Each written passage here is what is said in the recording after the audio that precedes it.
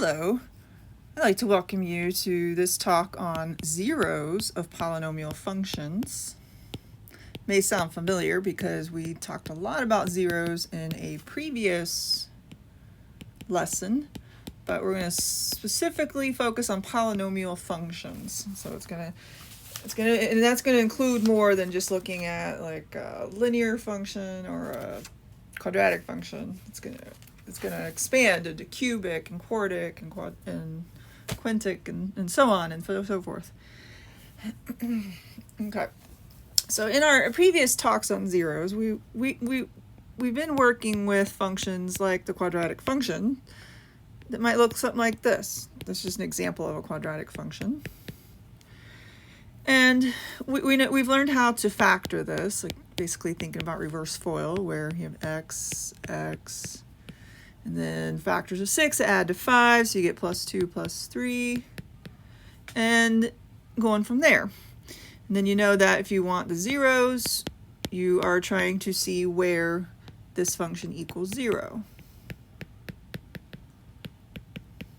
This is also the x-intercepts if you graph the function. And then we know that if we have factors that multiply and equal 0, then at least one of the factors has to equal 0 in order to make that work. So we can take all the factors that have variables, set them equal to 0, and find all the solutions that make this happen.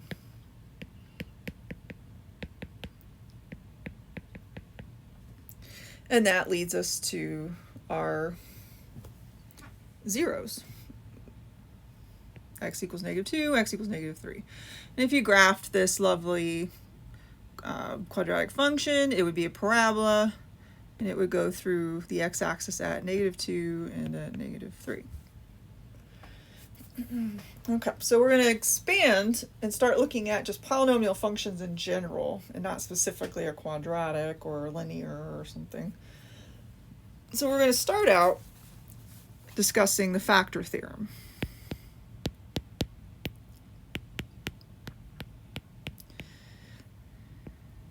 Factor theorem says that for any polynomial function f of x, so when we talk about polynomial functions, we're talking about a function, and we're talking about we're going to be dealing for now with just one variable, and the exponents, each term is going to have a variable and an exponent on the variable, and the exponents are all going to be whole numbers. 0, 1, 2, 3, like that. We're not going to have fractional exponents, and we're not going to be dealing with negative exponents. So for any polynomial function f of x, x minus k is a factor if of the polynomial. I should make sure I write this out in detail. If and only if. So if and only if. That's like a if-then statement that goes both directions. I'll explain what I mean by that in a minute. If and only if f at k equals 0. Okay, so if x minus k is a factor of the polynomial, then the polynomial evaluated at k equals 0. And if the polynomial evaluated at k is 0, then x minus k is a factor of that polynomial. So it goes both ways. So we're going to be able to use that quite a bit. When we go back, and that's why we were allowed to do what we did up above, where we took the function we were given and factored it. Because we knew that we're trying to find the zeros. If we have a factor, like x plus 2 of the polynomial, then x equals, then if we took -2, the k there would be -2 because it's opposite. If we took that k and plugged it into the function, that would equal 0. Or vice versa. We know that x equals -2 makes the function 0. You know, like f at -2 makes the function 0. So therefore we know that x minus -2 or x plus 2 is a factor. Same thing that goes for f at -3. We know that x plus 3 is a factor, so we know that evaluating the function at -3 will be 0. But we also know that evaluating the if we can evaluate the function at -3 and at 0, then x plus 3 would have to be a factor. And we're going to use that in the next several lessons. So we're going to be really breaking it down, finding general ways to deal with this with polynomials that aren't so simple, like the quadratic there, and working with that. All right, let's do another functional example.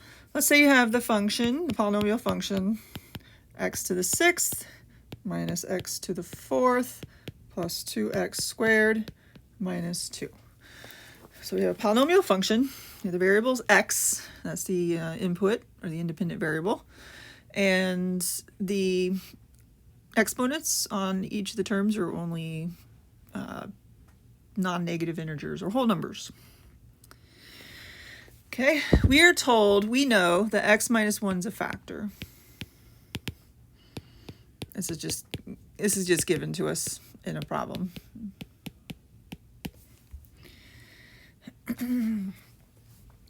So therefore, we can say that f at 1 has to be 0 based on the factor theorem. So let's test that. Let's evaluate f at 1. So 1 to the 6th minus 1 to the 4th plus 2 times 1 squared minus 2. So that's 1 minus 1 plus 2 minus 2, 0 to 0. So that worked out. Or if you rather do it the synthetic division way, our original function, we might want to think about it as f of x equals x to the 6th plus 0x to the 5th minus 1x to the 4th. Remember, there's like ones in front of those. Plus 0x cubed plus 2x squared plus 0x minus 2. So we set up our synthetic division. We have to make sure we put those ones and zeros in for the coefficients. So we're going to have a 1, a 0, a -1, a 0, a 2, a 0, and a -2 in our synthetic division. And we're using 1 to divide by, that divisor. Remember, long division, you would use x minus 1 and would do a series of subtractions. Synthetic division, we're going to use plus 1 and do a series of additions after multiplications. All right, so sometimes I like to pause for a second, just double check, make sure I wrote everything down correctly. It's so easy to make a transcription error with some of these problems. If you're ever doing a problem and it's not working, go back and double check your signs and stuff. Make sure you didn't accidentally miscopy a sign somewhere or something. So easy to do.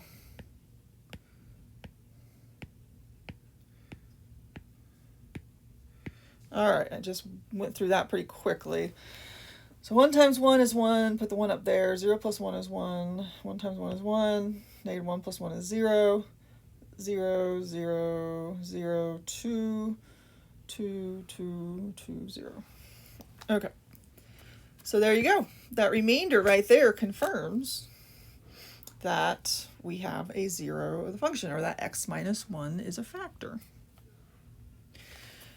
From that, you can also, remember with the synthetic division, this quotient here allows you to write another polynomial.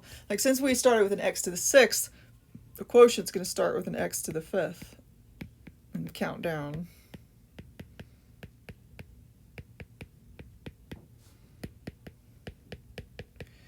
So we can technically write a factorization now.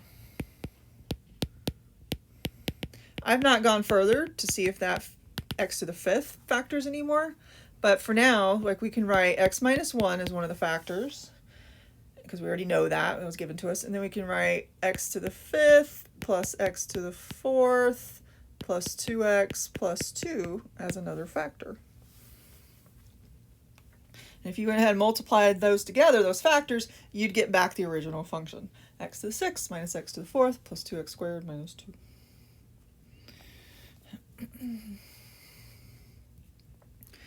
Okay, let's do another one where we have to do a little factoring.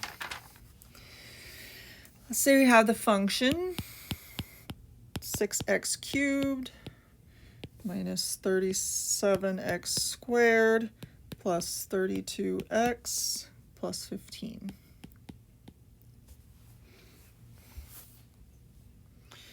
All right, we want to factor this into linear factors. Oof.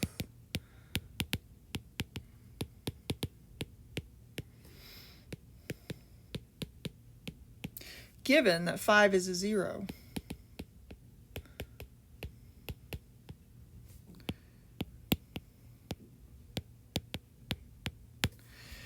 Well, if 5 is a 0, then we know that x minus 5 is a factor.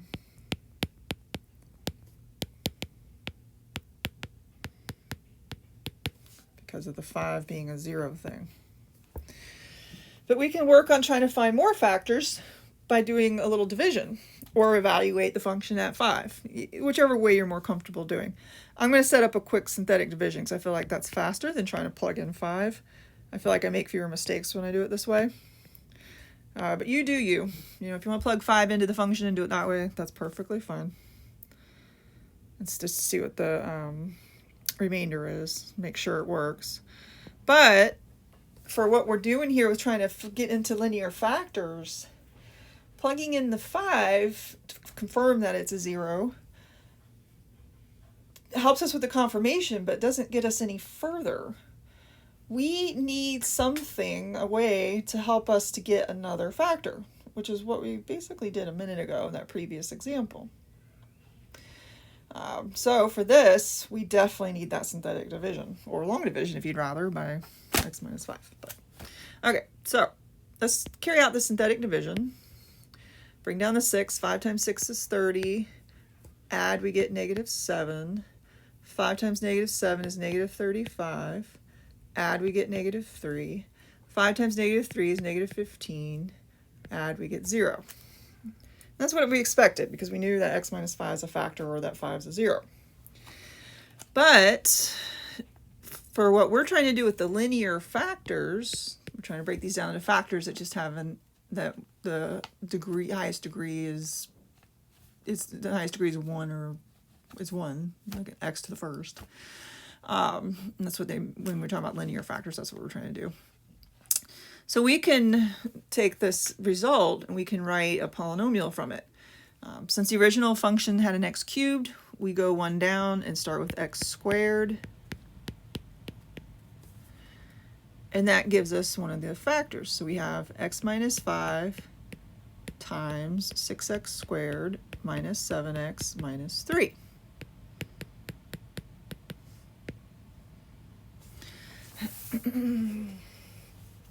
Thing is, though, we're not done because 6x squared minus 7x minus 3 is a quadratic, and we want linear. We want our factors to have x to the first if they have any x's in them.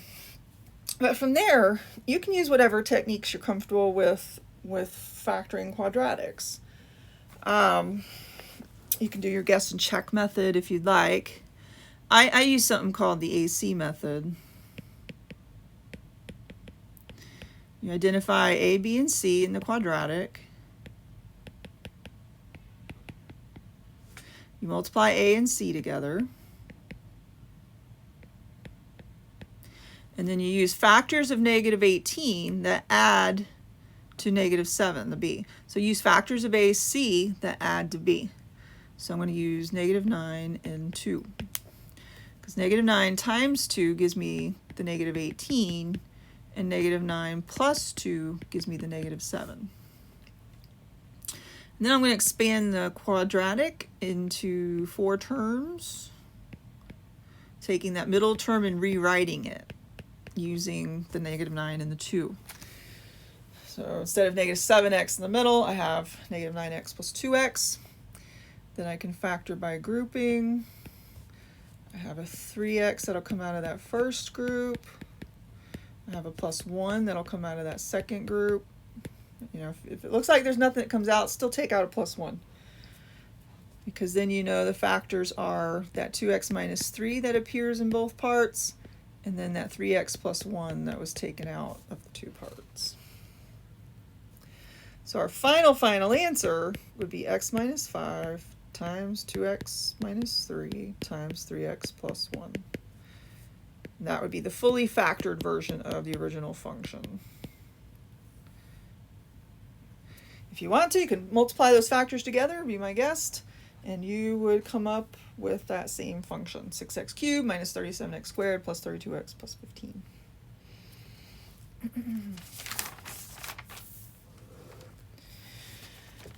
All right. But what if it's not so easy? What if they don't give us one of the zeros? What if we're kind of starting from scratch and sitting there going, okay, what am I going to do here? I mean, you could start plugging in numbers to see what'll give you 0 when you plug them in and just go from there. That could take you all day, because you never know. Maybe the zeros could come out as fractions, or if it could even come out as complex imaginary numbers, complex non-real numbers. Yeah, it can get kind of exciting there. So we need a way to help us narrow down what to try. We may not be able to magically know if they don't tell us. Like, you know, here in this problem, somebody told us that 5 was a 0, but so we really need a way to try to narrow it down. Hence, we have something called the rational zeros theorem.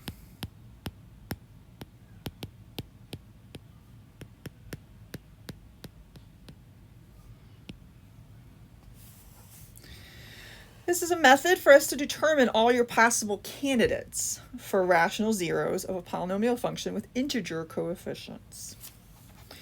All right, so if P over Q is a rational number written in lowest terms,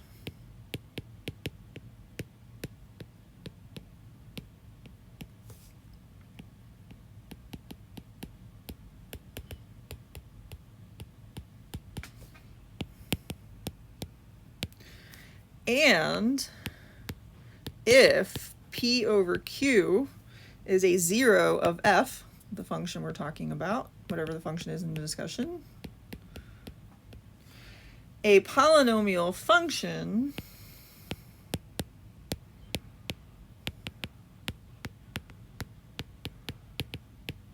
with integer coefficients. That's one of the keys here, integer coefficients.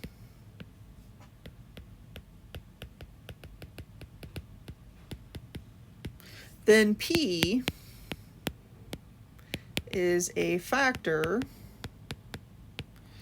of the constant term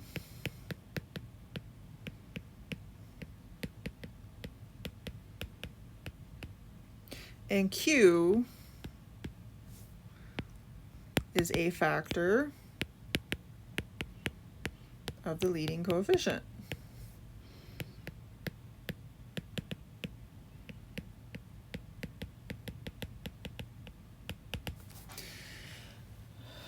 All right, so you have a polynomial function that has integer coefficients. So if you want your numbers, the numbers in front of the variables in each of the terms to be integers right now for this. And if you have a 0 of that function, you can write it as a rational number, P over Q, in lowest terms. And you can then, if you have that situation, if you have a 0 and you write it as P over Q as a rational number in lowest terms, then that rational number, the top number, the numerator, sorry, I can't talk today, the numerator is a factor of the constant term in that polynomial, and the denominator is a factor of the leading coefficient in that polynomial.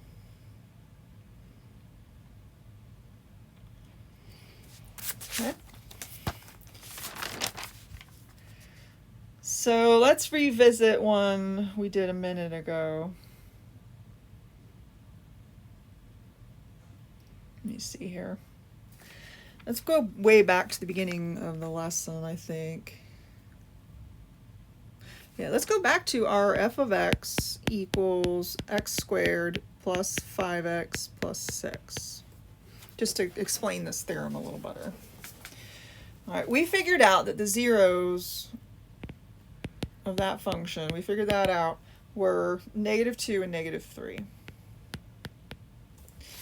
Now we can go ahead and write them, just for the sake of this, we can go ahead and write those as -2/1 and -3/1. So before you bring it all the way down to the integer, that's the fraction in lowest terms before you divide by 1 and make it -2 and -3. But this is telling us that the numbers on top are factors of your constant term, and the numbers on the bottom are factors of your leading coefficient.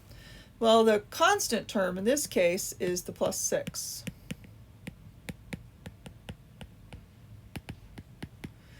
Which has factors of 1 times 6, 2 times 3, but it also has factors of -1 times -6, -2 times -3. We can't forget the fact that you can multiply two negatives together. We're talking about integers here. Then the leading coefficient is what's in front of the x squared. That leading or first term, when it's written in descending order, the coefficient of that is your leading coefficient. So you have 1 times 1, -1 times -1.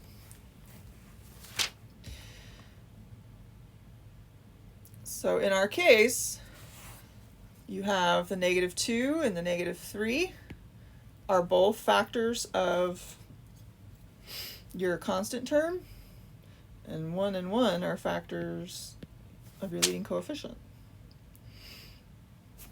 So the top numbers are your p's, bottom numbers are your q's.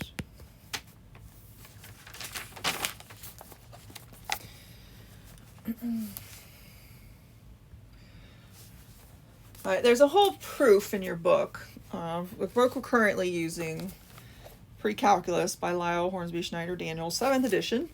There's a little proof on page 348. I'm sorry if we're not in that book anymore, or if you're watching this video from elsewhere, but you can find the proof for the rational zeros theorem online. But you can prove that the function evaluated at p over q equals 0 because p over q is a 0 of f of x. Okay, so proving this basically proves the rational zeros theorem. Let's say your f of x, we can write it as a sub n, like replacing your x with your p's over q's and stuff. So you can take this function, right, a sub n times p over q to the n plus a sub n minus 1 times p over q to the n minus 1, all the way down to a sub 1 times p over q plus a sub 0 equals 0. So all of that's writing the function f of x like in a generic form. You have coefficient, normally you would say x to the n, like some coefficient times x to a power plus another coefficient times x to the next lower power, all the way down to your constant term, a sub 0. But we went ahead and replaced p over q in for x because with this proof, we're trying to look at p over q being a 0. So if you plug in p over q in for x, this whole function has to equal 0.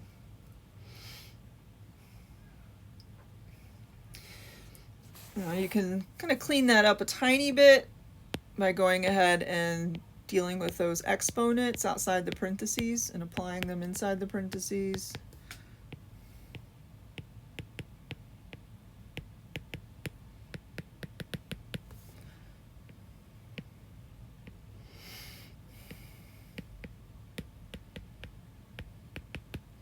Okay. You can multiply by q sub n. So that would give you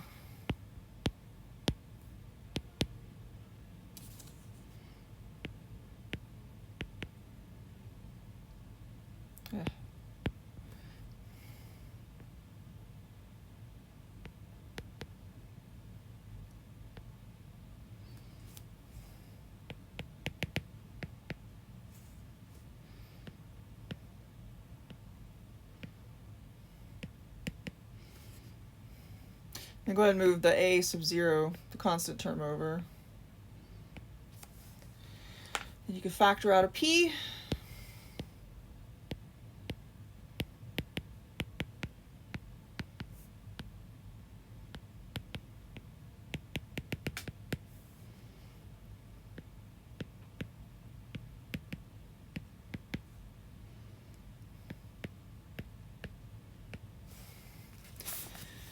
And there you, and that's all the algebra.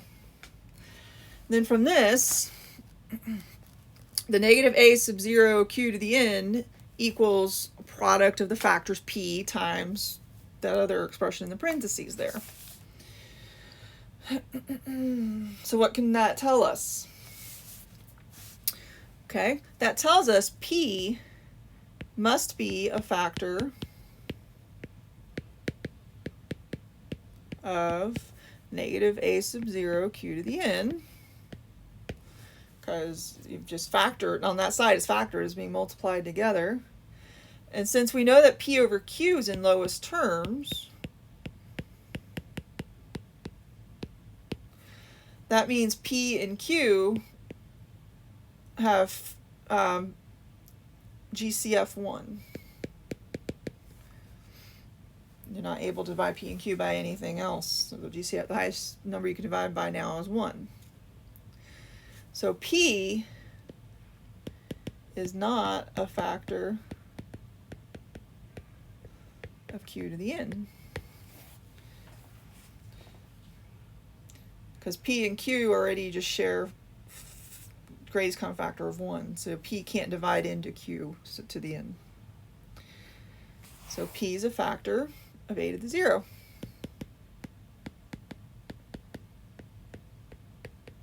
Or a sub 0, I should say. I don't know why I said a to the 0.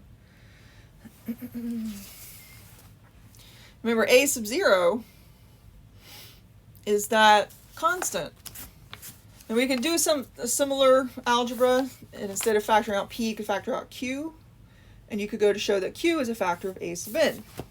So this is just proof that the p's are your factors of your constant term, and your q's are factors of your leading coefficient. That's what this is trying to prove.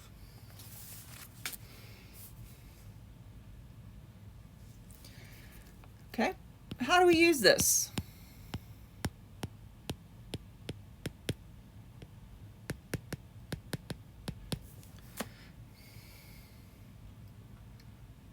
We can use this, we can determine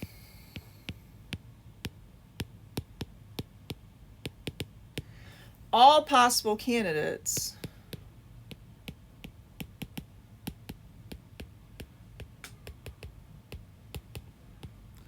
for rational zeros of a polynomial function.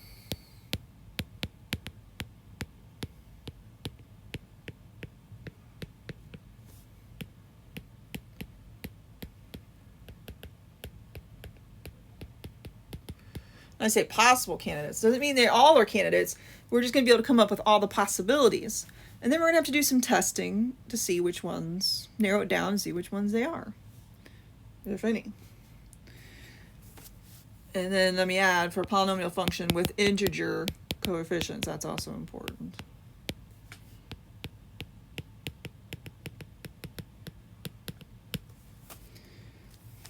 So it's possible rational zeros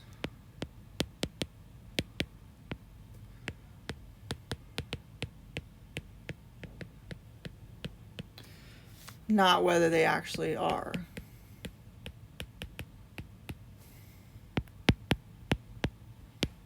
We got to do a little extra work, legwork, to figure that out.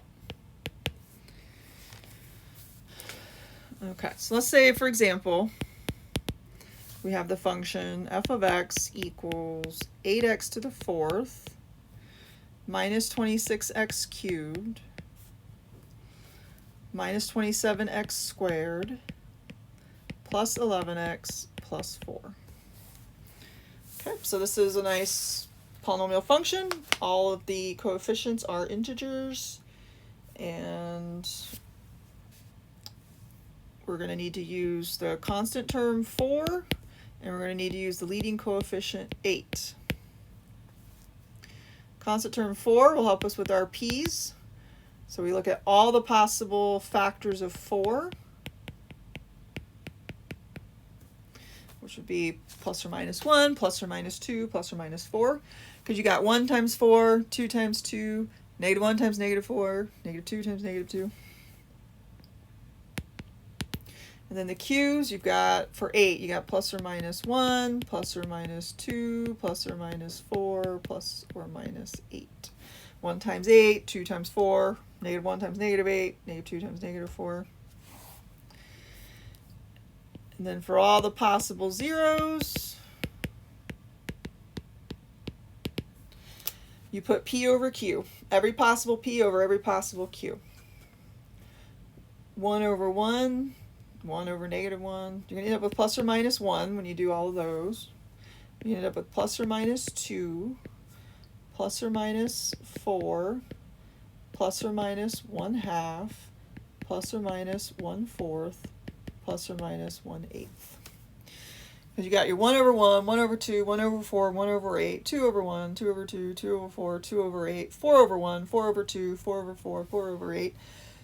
The negative over negative is going to come out positive anyway, so you can kind of ignore those.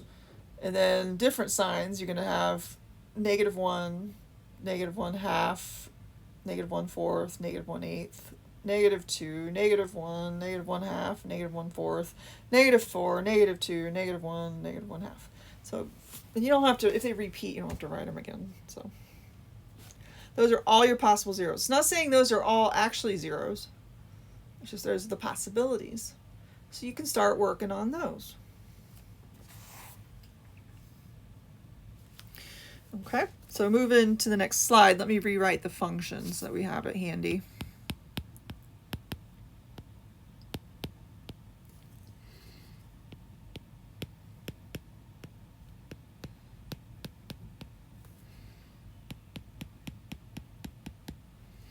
Eight x to the 4th minus 26x cubed minus 27x squared plus 11x plus 4.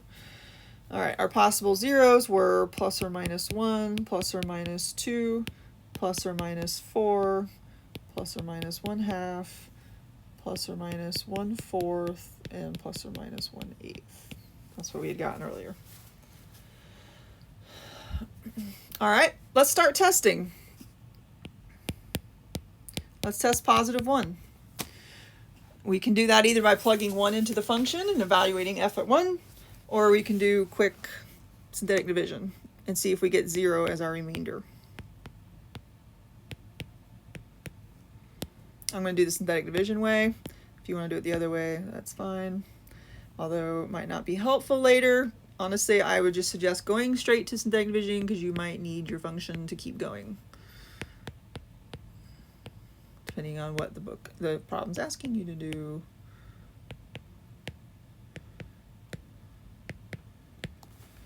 Okay, so you do the synthetic division, and you look at your remainder, and you realize the remainder there is not 0. So 1 is not a good candidate.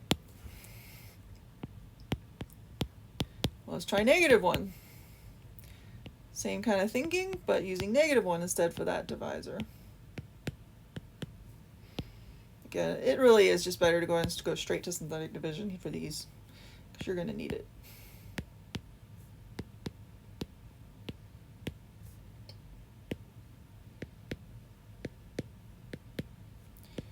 Woohoo! Yay! We got 0 as a remainder. That's what we need to show that it's actually a 0 with a function. So x equals negative 1 is a 0 of the function.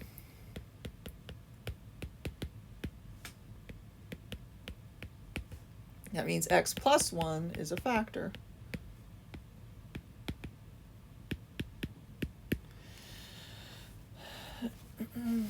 If you wanted to, you could write that out.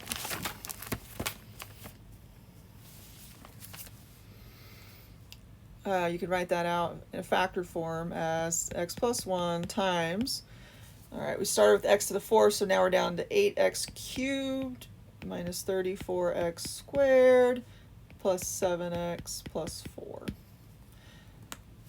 It's not fully factored, but that is factorization. Now, if you go ahead and, like, you can't rely always on graphing. You're going to have to know these techniques. But if you go ahead and sketch a graph of the function, like I did it in Desmos real quick just to see what it would look like. This is just a very rough sketch, sorry. But you can, Desmos, when you click on the graph itself, it'll highlight these points, and then you can click on those points to see what the coordinates are. So it tells you the coordinates of your zeros.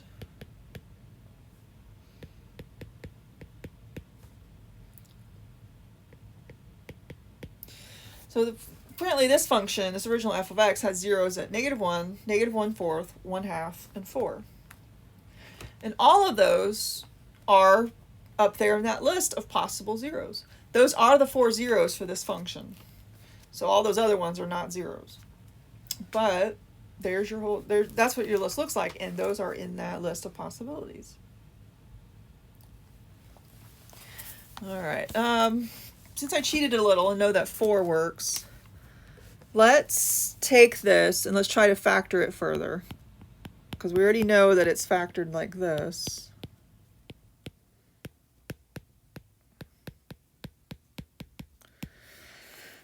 Let's take the cubic with the 8, the -34, the 7, and the 4. 3, 2, 1, 0. Okay. You have to double check, make sure I didn't need any zeros in there for holding place. And I know the 4 works. Let's do this. Let's do it with a 4. You could do it with other numbers, and if they don't work, you keep narrowing it down. But in the interest of time, I know it works. Let's use it.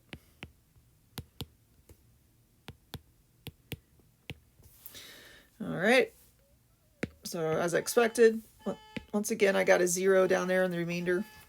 Definitely expected that. Sorry, somebody's horn outside's going off. You're probably hearing it now. The joys of living in an apartment complex.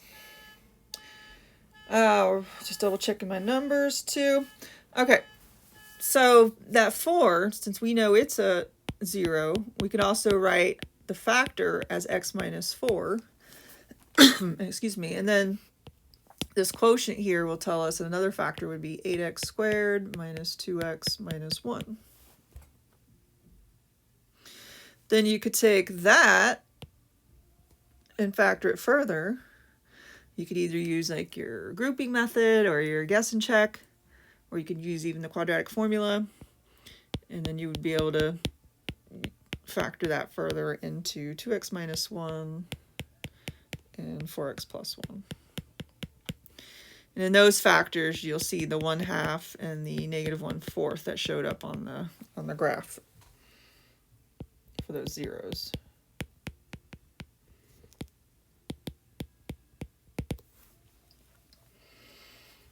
So it just takes it all the way out for you.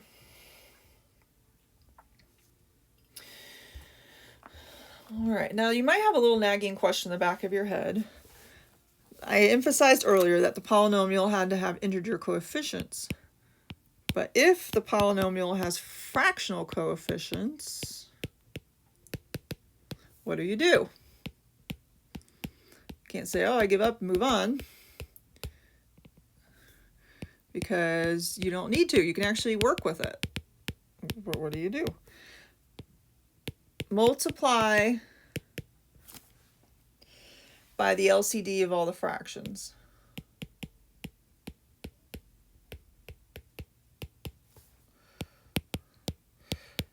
The resulting polynomial that you have to work with will have the same zeros. It will not be the same polynomial or the same graph or anything, but the zeros will be the same. Because remember, we're trying to see where this equals 0. So you can work with that.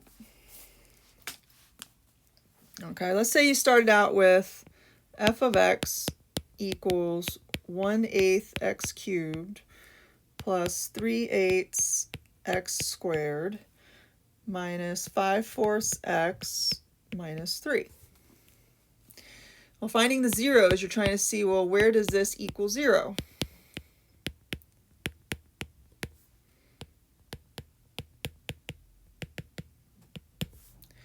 So you're allowed to multiply both sides by the LCD of those fractions, which is 8, or 8 over 1.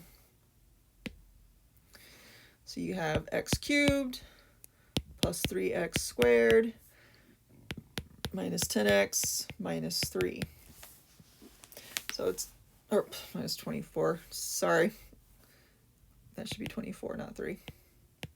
I didn't go ahead and multiply. Don't make that mistake. Students make that mistake all the time. I jumped ahead and was looking at the 0. X cubed plus 3x squared minus 10x minus 24.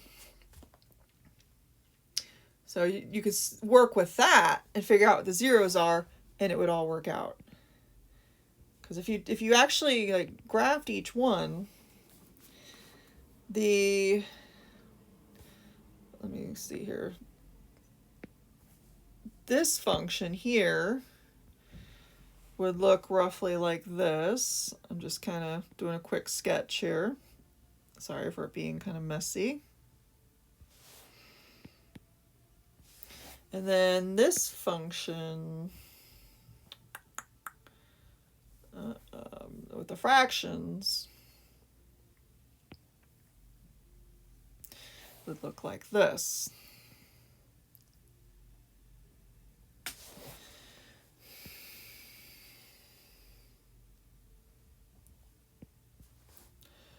But both of them will have the same zeros.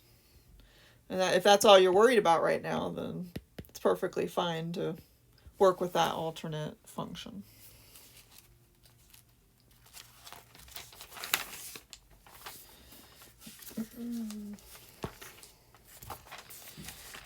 Okay, I think that I'm going to cut off right here for this lesson, because this is a really long lesson and I still have quite a bit more to talk about. So I'm going to call this part 1, and I hope that you'll join me. This is Zeros of Polynomial Functions part 1. I hope you'll join me soon for the second part. It'll be Zeros of Polynomial Functions part 2. And that's where I will continue. We're going to be talking about something called the fundamental theorem of algebra. And we're going to be looking at a theorem talking about the numbers of zeros and looking at what if you have complex zeros, like in the form of a plus bi, where b isn't 0. Then we're going to look at something called Descartes' rule of signs. It might make things a little easier on you. So that's where we're going in the next video. Still continuation, but I think we'll stop there.